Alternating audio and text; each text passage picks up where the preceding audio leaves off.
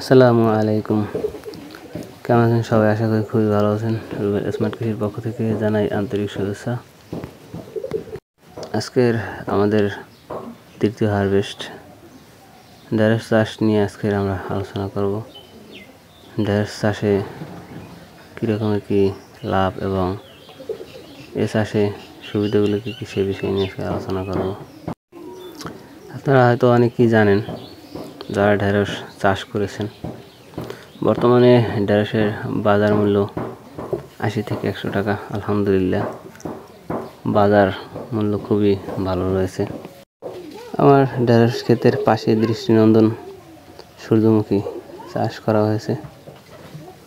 আলহামদুলিল্লাহ, দেখলে মন জুড়িয়ে যাওয়ার মতো একটা দৃশ্য। তো যাই হোক, ঢেঁড়স চাষের বিগত দিনের অভিজ্ঞতা থেকে বলতে পারি, ঢেঁড়স চাষ আসলে খুব তেমন একটা ঝামেলা নেই। এই চাষে আপনি একবার যদি গাছ লাগাতে পারেন তাহলে কম বেশি এখান থেকে ঢেঁড়স হবেই। তেমন একটা ঔষধের প্যারা নেই।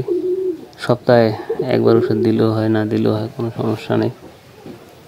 তো সর্বদিক থেকে বিবেচনা করলে দেখা যায় প্রত্যেকটা চাষের থেকে ঢেঁড়স চাষ খুবই লাভজনক এবং এর খরচা খুবই কম। আসলে আমরা যে কোনো ব্যবসায় যদি খরচটা কমিয়ে আনতে পারি তাহলে লাভের অংশটা একটু বেশি হবে, এটাই স্বাভাবিক।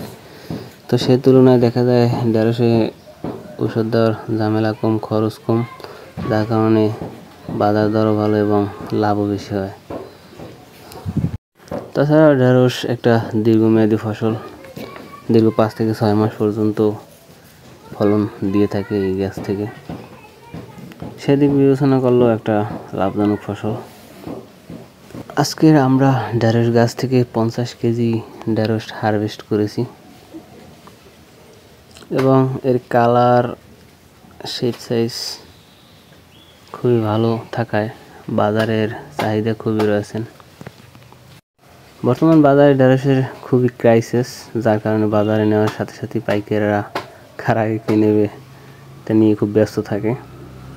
তো আমি বলতে পারি সর্বশেষ যে ঢেঁড়স চাষ খুব একটা লাভজনক চাষ, আপনারা এই চাষটি করতে পারেন।